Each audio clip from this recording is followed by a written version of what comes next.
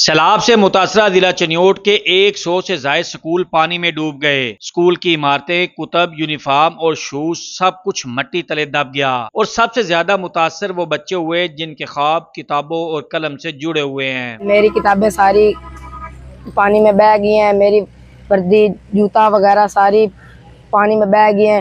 ہمارا اسکول پانی سے بھرا پڑا ہے، اس میں سیلاب ہے، اس کے کمرے گر گئے ہیں۔ یہ معصوم چہرے کبھی اسکول کے میدان میں کھیلتے تھے، مگر آج مٹی کے ڈھیروں میں وقت گزارنے پر مجبور ہیں۔ دل میں خواب وہی، مگر راستے کھو گئے ہیں۔ ہمارے اسکول میں پانی ہے، وہ گر گئے ہیں۔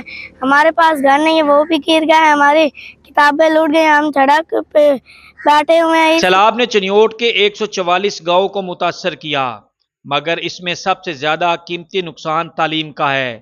بچے جنہیں کتابوں کے صفحے روشن مستقبل کی طرف لے جاتے تھے، آج اپنی چھوٹی چھوٹی خواہشات کے ساتھ بے بس کھڑے ہیں۔